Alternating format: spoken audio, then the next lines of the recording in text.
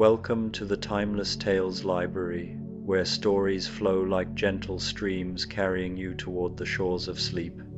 I'm Oliver, your evening companion, and tonight I've prepared a calming tale to still your wandering thoughts and escort you softly into dreams. The Timeless Tales Library flourishes through the devotion of wonderful listeners like you.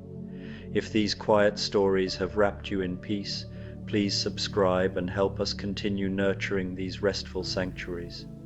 As you find your cozy corner, comment below and share where in the world you're listening tonight, and tell me of an enchanted place you'd love our stories to carry you. Perhaps the crystal caves beneath sleeping mountains, the floating gardens above silver clouds, the ancient tea houses hidden in mist-covered valleys, or a lighthouse perched on the edge of a starlit ocean. Your dreaming wishes keep our treasured library glowing with warmth.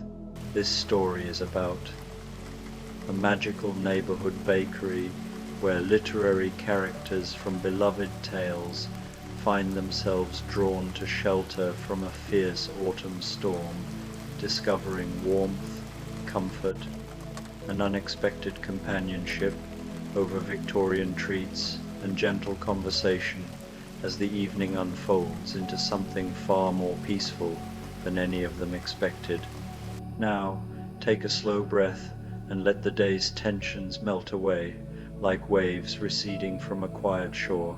Tonight, you're not in your room, you're entering the sapphire vault of the Timeless Tales Library. This majestic chamber sparkles with deep blue light, its walls and shelves crafted from smooth, sapphire-hued stone that reflects a gentle glow. Each book shimmers like a jewel, holding tales of adventure, wisdom, and hidden wonders. The air is crisp, with a faint trace of ocean mist, refreshing your spirit. Rest into the comfort of your bed, your private retreat within this radiant vault. Soften your hands, your feet, your chest. Let the cool, calming energy of the sapphire light wash over you, grounding you in peace. Approach the shelves and feel the stories call to you. Let the tales of the sapphire vault guide your mind into a serene, restful slumber. The Rainy Day Victorian Bakery. The rain had been falling since dusk, first in gentle drops that kissed the cobblestones, then building to a steady drumming that echoed through the narrow streets of the old district. By the time the church bells chimed 8 o'clock, the storm had grown fierce, sending sheets of water cascading down the gaslit windows and filling the gutters with rushing streams that carried autumn leaves like tiny boats toward the storm drains. But on Crumpet Lane, nestled between a clockmaker's shop and a small bookbinder's establishment, warm golden light spilled from the frost-etched windows of the Rainy Day Victorian Bakery. The wooden sign above the door, painted in deep forest green with gold lettering, swayed gently in the wind, its brass chains singing a soft, rhythmic melody that seemed to call to anyone who might be wandering the storm-swept streets. Inside, the bakery glowed like a jewel box. Copper pans gleamed on their hooks, and the great brick oven radiated a warmth that reached every corner of the cozy space. The scent of rising dough mingled with cinnamon, vanilla, and something else, something indefinable that spoke of comfort and safety and home. Glass-fronted cases displayed an array of Victorian delights, delicate petit fours decorated with candied violets, towering trifles layered with custard and jam, golden seed cake studded with caraway, and platters of buttery shortbread cut into perfect rectangles. A small fire crackled in the corner fireplace, its flames casting dancing shadows on the walls, lined with copper molds and vintage recipe cards. Overstuffed armchairs upholstered in deep burgundy velvet sat arranged around small round tables, each set with bone china, teacups and matching saucers. The wooden floors, worn smooth by countless footsteps, gleamed with a warm patina that reflected the amber light from the hanging brass lamps. The storm rattled the windows more insistently now, as if demanding entry, but the bakery remained a haven of warmth and peace. Steam rose from a large copper kettle on the back counter, and somewhere in the kitchen beyond, barely visible in the gentle shadows, a figure moved quietly among the ovens and mixing bowls. The baker whose hands created all this magic, whose presence was felt more than seen, whose gift was knowing exactly what each visitor needed. The first knock came just as the wind picked up, rattling the sign chain more urgently. The door opened with a soft chime, and in stepped a young woman whose golden hair hung in damp ringlets around her shoulders. Her blue dress, though fine, was thoroughly soaked, and her brown boots squelched softly against the wooden floor as she closed the door carefully behind her. "Oh my," she breathed, pressing her back against the door as she took in the warm, inviting scene before her. The scent of baking bread made her stomach rumble softly, reminding her that she'd been wandering for hours, too curious about the winding streets to remember dinner.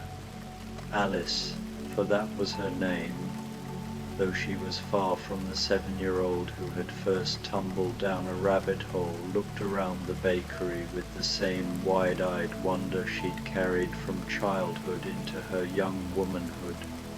At 19, she still possessed that quality of seeing magic in ordinary places, though now she approached it with a gentler wisdom earned through many adventures. "Welcome, dear," came a soft voice from the kitchen, barely above a whisper but somehow clearly audible over the storm. "Come in from the cold. There's a warm seat by the fire, and I've just pulled a batch of Madeira cakes from the oven." Alice moved toward the fireplace, her boots leaving small puddles that seemed to evaporate almost immediately on the warm wooden floors. She settled into one of the burgundy armchairs, which embraced her like a gentle hug, and extended her hands toward the fire. The flame seemed to dance just for her, and she felt the tension in her shoulders begin to melt away. A delicate china plate appeared on the table beside her, arranged with 2 perfect squares of golden Madeira cake, their surfaces gleaming with a light brush of sugar syrup. Beside it sat a steaming cup of tea that smelled of bergamot and something floral, perhaps jasmine. Alice lifted the cup with both hands, breathing in the fragrant steam, and felt warmth spread through her chest. "Thank you," she whispered to the kitchen, though she wasn't entirely sure anyone would hear her over the storm. But somehow she felt her gratitude was acknowledged, felt it in the way the fire seemed to burn a little brighter, the way the rain against the windows sounded less harsh and more like a lullaby. She had just taken her first sip of the perfectly brewed tea when the door chimed again, admitting a figure whose dramatic entrance seemed choreographed by the storm itself. The woman who stepped inside was tall and elegant, with dark hair piled high beneath a black bonnet that dripped steadily onto her traveling cloak. Her dress, though clearly expensive, bore the wrinkles and dust of a long journey, and her eyes held a weariness that spoke of miles travelled and burdens carried. This was Hester Prynne, no longer the young woman who had stood on the scaffold in Salem, but a woman in her middle years who had learned to carry herself with quiet dignity.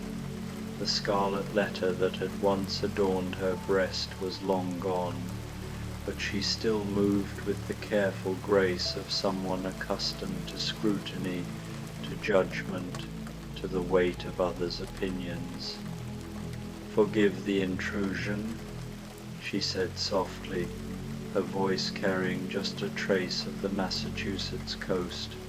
"I saw the light and, well, one doesn't often find such welcoming places on nights like this." Alice looked up from her tea, her face brightening with genuine pleasure. "Oh, please, you're not intruding at all. This place seems made for sharing, doesn't it? I'm Alice." "Hester," came the reply, accompanied by a small, grateful smile as the older woman removed her damp cloak and hung it on a peg near the door. "And you're quite right about the sharing. There's something about a warm bakery on a stormy night that makes strangers feel like neighbors." As if summoned by their conversation, a second cup of tea appeared on Hester's chosen table, along with a plate bearing 2 delicate Bath buns, their tops glossy with sugar and studded with candied peel. The scent of their sweetness seemed to ease something in Hester's expression, softening the lines that years of solitude had etched around her eyes. "I've been traveling," she said, settling into her chair with a sigh that spoke of profound relief, "heading north to visit, well, to visit old friends, one might say. Friends I haven't seen in many years. I worried I might have to spend the night in some coaching inn, listening to rough voices and rougher stories." She lifted her teacup, inhaling the steam. "This is infinitely better." Alice nodded, understanding without need for explanation. She had learned, through her own wanderings in strange lands, that sometimes the most important journeys were the ones that took you back to people and places you'd left behind. "There's something magical about this place," she said, gesturing to the warm, glowing interior, as if it knows exactly what we need. They settled into comfortable conversation, their voices mixing with the gentle sounds of the storm and the occasional pop from the fireplace. Alice spoke of her recent travels through the countryside, her work teaching young children to read, her joy in discovering new books and new ideas. Hester shared carefully chosen stories of her own journey, of the small community where she'd built a new life, of the satisfaction she'd found in her needlework and in the quiet respect she'd slowly earned. The door chimed a third time, just as they were laughing softly over Alice's description of a particularly stubborn child who insisted that all cats could grin like the Cheshire Cat if they simply tried hard enough. The wind seemed to push their newest companion inside with particular force, and they turned to see a young man struggling to close the door against the gale. He was perhaps 25, with the lean build of someone accustomed to walking great distances. His dark hair was plastered to his head by the rain, and his simple brown coat hung heavy with water.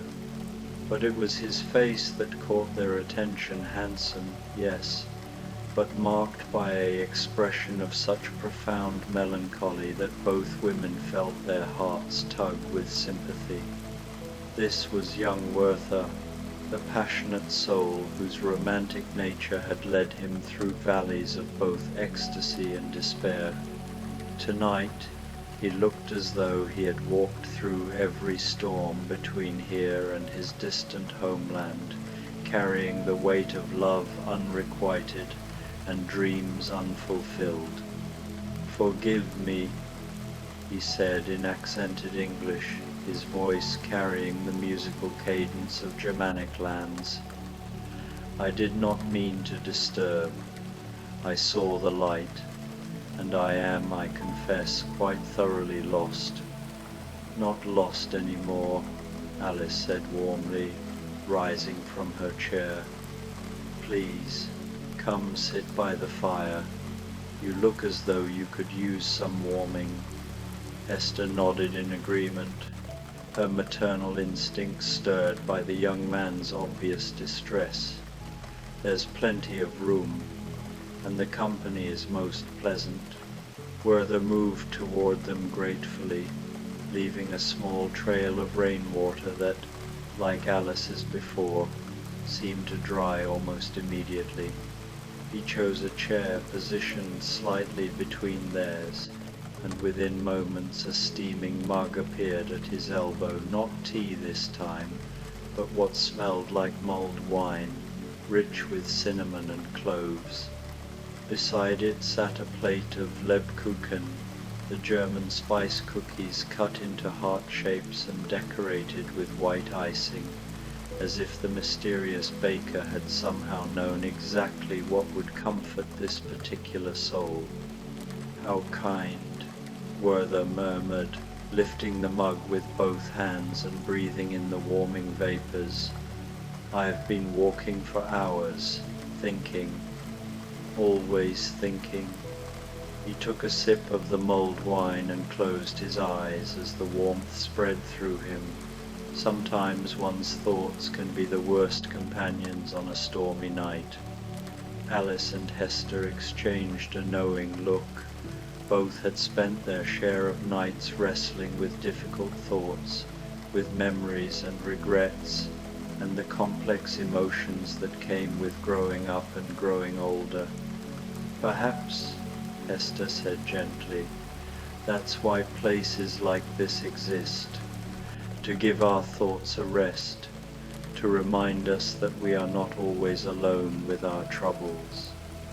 Werther opened his eyes and looked around the cozy bakery with something approaching wonder. "Yes," he said softly. "Yes, I think you may be right. I have traveled through many towns, stayed in many inns, but I have never felt such peace as I feel here." They talked then about travel, about the books they had read, about the difference between loneliness and solitude. Werther spoke of his homeland with the passionate eloquence that was his nature, but there was something calmer about him now, as if the warmth and companionship were soothing the restless spirit that usually drove him from place to place. The storm continued to rage outside, but within the bakery, time seemed to slow and soften. The fire crackled steadily, the tea grew more fragrant with each sip, and the conversation flowed as naturally as if the three had been friends for years, rather than strangers who had met an hour before. It was nearly 10 o'clock when the door opened again, this time to admit someone who stepped inside with the confident bearing of a woman accustomed to command. She was perhaps 35, with intelligent dark eyes and prematurely grey hair swept back in a practical style. Her travelling dress was well made but plain, and she carried herself with the kind of quiet authority that spoke of experience in managing both households and people. Margaret Hale had come down from the north, where the mills and the workers and the endless struggle between progress and human dignity had taught her much about the complexities of the modern world. She looked around the bakery with the approving eye of someone who understood the value of well-managed comfort. "What a lovely establishment," she said, removing her gloves and smoothing her damp skirts. "I do hope I might impose upon your hospitality. The storm caught me between coaching stations, and I confess I was beginning to worry about finding suitable shelter." "Please, join us," Alice said immediately, gesturing toward an empty chair. "We're finding that this place has a wonderful way of bringing together just the right people on stormy nights." Margaret settled herself with the efficient grace of someone accustomed to making the best of any situation. Almost immediately, a cup of strong milky tea appeared at her elbow, accompanied by a plate of industrial-strength gingerbread, thick, chewy, and rich with molasses and spices. The choice seemed to amuse her. "How perceptive," she murmured to the kitchen. "This is exactly what I would have chosen." She took a bite of the gingerbread and smiled. "It reminds me of what the mill workers' wives make sturdy, nourishing, and designed to keep one going through long, difficult days." The conversation shifted then to encompass Margaret's experiences in the industrial North, her insights into the changing world beyond their cozy refuge. She spoke with compassion about the workers she had known, about the challenges of bridging different worlds and different ways of thinking. Her practical wisdom complemented Alice's curiosity, Hester's hard-won understanding of human nature, and Werther's artistic sensitivity. They were deep in discussion about the role of education in improving working conditions when the door opened once more. This time, their visitor was a gentleman in his 30s, impeccably dressed despite the storm. His dark hair was slightly disheveled, and his usually perfect cravat showed signs of hasty adjustment, but he carried himself with the practiced poise of someone born to society's upper circles.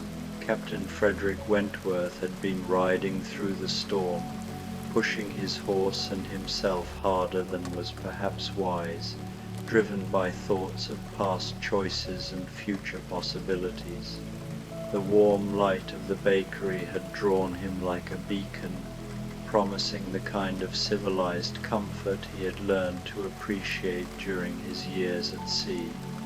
"Good evening," he said, his voice carrying the crisp authority of a naval officer.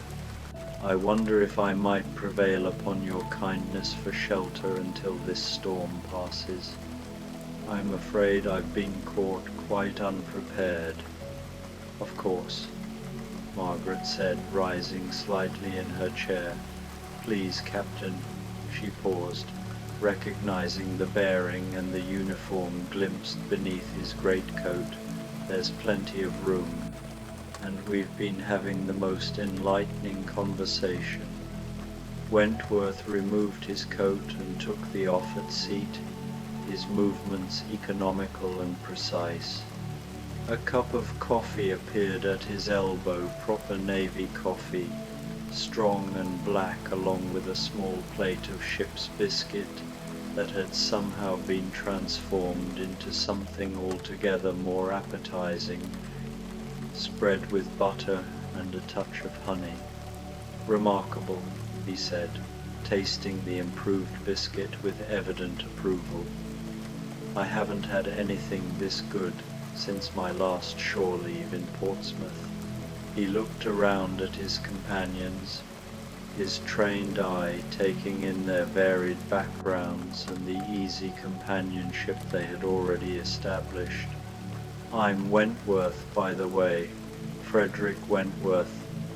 Introductions were made all around, and The captain settled into the rhythm of their conversation with the adaptability that had served him well in drawing rooms and on quarterdecks alike.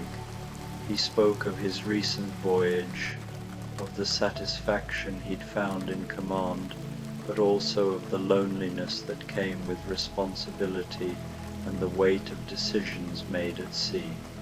"There's something to be said," he observed, "for the company of fellow travellers on a night like this. At sea, one learns to value the moments of peace between storms, both literal and metaphorical."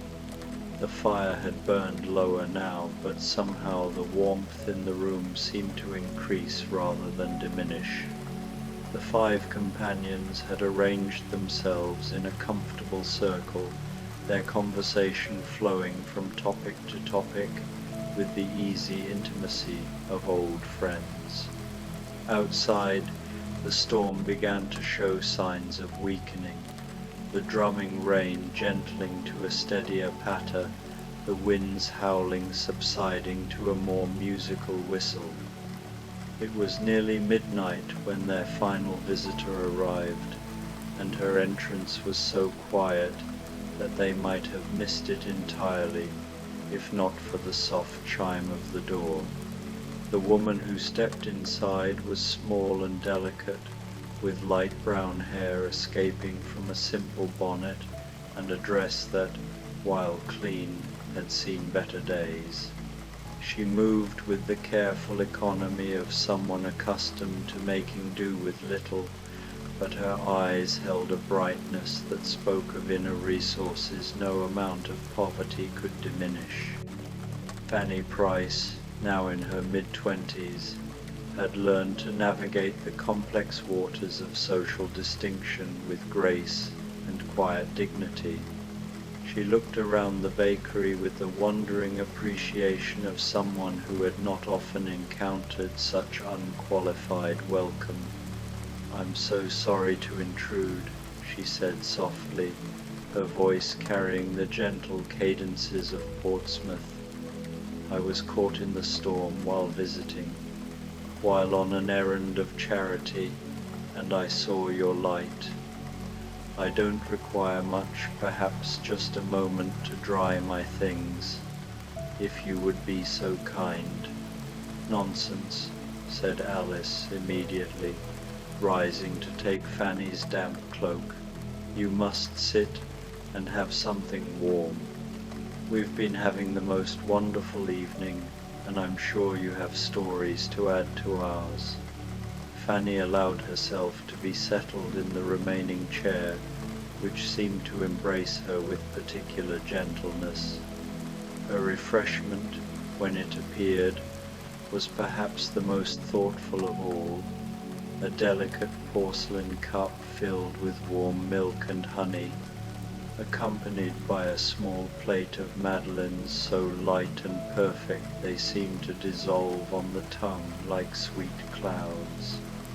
"Oh," she breathed, tasting the warm milk, "this is exactly what my aunt used to make for me when I was small and frightened by thunderstorms. How could anyone know?" The others smiled, each recognizing the feeling. Somehow, this mysterious bakery and its unseen proprietor seemed to understand exactly what each soul needed, not just in terms of food and drink, but in terms of comfort and connection, and the particular kind of peace that came from being truly welcomed. As Fanny settled into their circle, the conversation took on a different quality. Her gentle questions drew out stories the others might not have shared with mere acquaintances. Alice spoke more openly of the loneliness she sometimes felt, being different from her neighbours, seeing the world through eyes that had witnessed impossible things. Hester shared something of the pain of rebuilding a life after public shame, and the slow, difficult process of learning to trust again. Werther found himself speaking not of his despairs and romantic agonies, but of the small beauties he had observed in his travels, the way morning light fell on a field of wheat, the sound of children's laughter echoing in village squares, the kindness of strangers who had offered him bread and shelter. Margaret talked about the mill workers' children she had taught to read, and the hope she saw in their bright, eager faces despite their difficult circumstances. Captain Wentworth, perhaps surprising himself, spoke of the letters he had written but never sent, of the woman he had loved and lost through pride and circumstance, and of his growing understanding that true courage sometimes meant admitting when one had been wrong. The storm outside had gentled to barely more than a whisper now, the rain tapping softly against the windows like fingers drumming a lullaby. The fire had burned down to glowing embers, but the bakery remained perfectly warm, filled with the scent of cinnamon and contentment and the indefinable fragrance of stories shared and understood. It was Fanny who first noticed the change in the atmosphere, the way the very air seemed to shimmer with something more than warmth, something that spoke of magic and kindness and the rare alchemy that occurred when strangers became friends.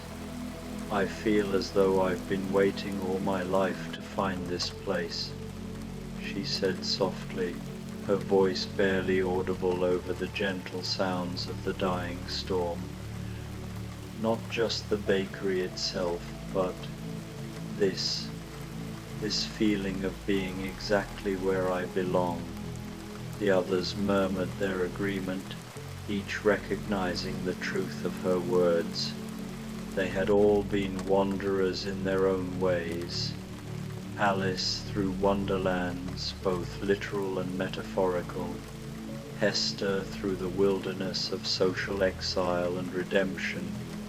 Werther through the landscape of romantic passion and despair. Margaret through the complex terrain of social change and personal growth. Wentworth through the vast oceans of duty and desire, and Fanny through the treacherous waters of family obligation and personal integrity. Tonight they had found harbour. As if summoned by their contentment, the mysterious baker finally appeared from the kitchen, a figure neither young nor old, neither clearly male nor female, but somehow perfectly right for this magical place. They moved among the tables, refilling cups and refreshing plates with the practiced grace of someone who had been providing comfort to weary travelers for longer than any of them could imagine.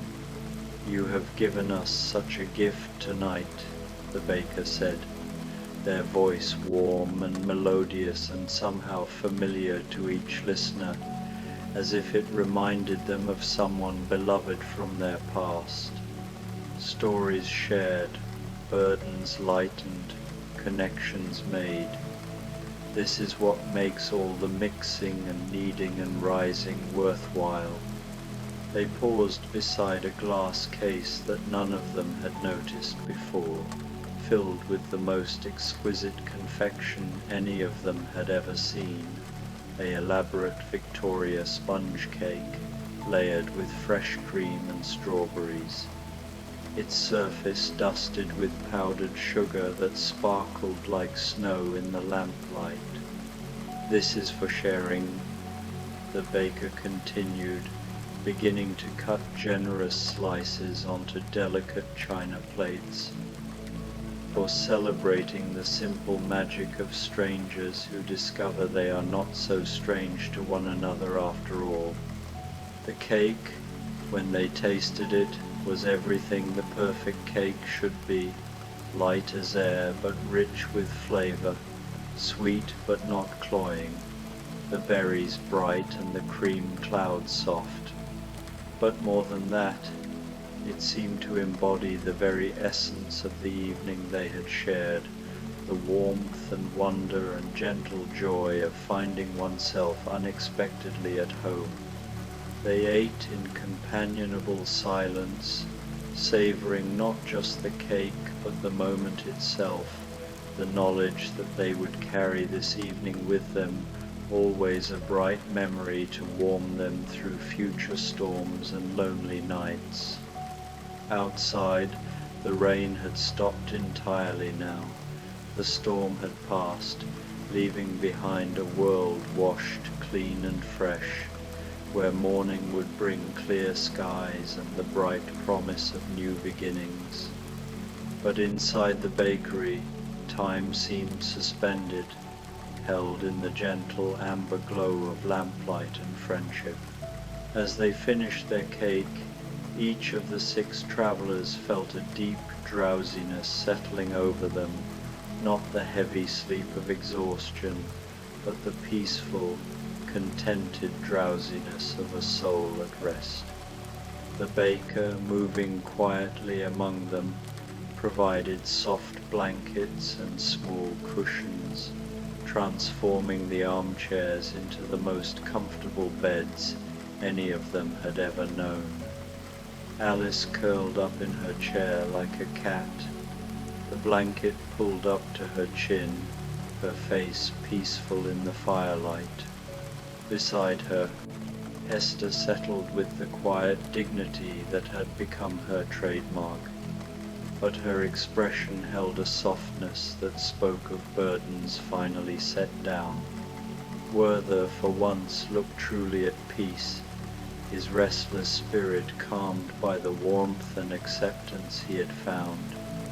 Margaret arranged herself with characteristic efficiency, but there was something relaxed about her posture that suggested she had finally found a place where her competence was appreciated rather than questioned.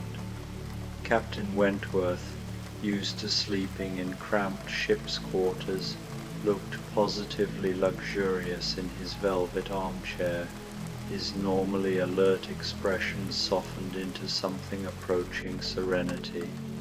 And Fanny, smallest and most fragile seeming of them all, glowed with a quiet happiness that transformed her plain features into something almost beautiful, as if the kindness she had received had lit her from within. The baker moved among them one final time, adjusting blankets and dimming lamps, humming a wordless melody that seemed to carry all the comfort of lullabies half remembered from childhood. The fire settled into its embers with a gentle sigh, and the last sounds of the storm faded into the peaceful quiet of a world at rest. In the morning they would wake refreshed and renewed, ready to continue their separate journeys with hearts full of the memory of this magical evening. They would exchange addresses and promises to write, and some of these promises would be kept, adding another layer of warmth to lives that had been touched by unexpected grace.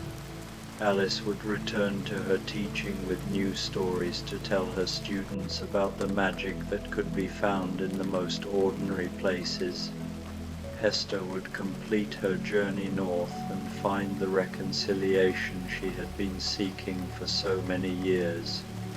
Werther would discover that his passionate nature could be a gift as well as a burden, channeling it into poetry that would touch other lonely hearts.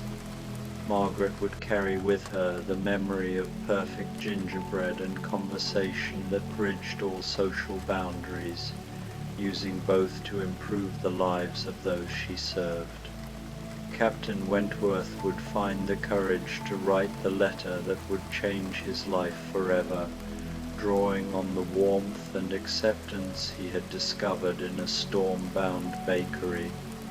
And Fanny would remember always that there were places in the world where kindness was offered freely, where stories were welcomed, where the smallest and quietest voice could find an eager audience and a warm place by the fire.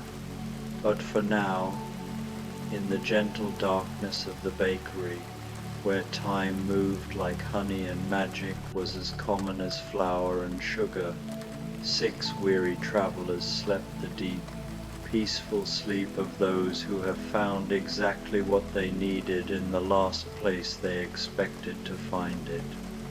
The Rainy Day Victorian Bakery kept its quiet vigil through the remaining hours of the night, its windows glowing softly in the darkness, its door always ready to open for the next soul who might need shelter from the storm. Outside, the world slept peacefully under clearing skies, and morning waited patiently to bring new light to streets washed clean by the night's rain. But inside the bakery, in the space between one story's end and another's beginning, the magic lingered on, warm as fresh bread, sweet as honey cake, and as enduring as the human need for comfort, connection, and the simple joy of finding that one is never truly alone. And if you listened very carefully, you might still hear the gentle sound of 6 friends breathing in perfect harmony, their dreams filled with the scent of cinnamon and the memory of stories shared, while somewhere in the kitchen, barely visible in the dying firelight, the baker smiled and began preparing for another day of magic, one perfect confection at a time.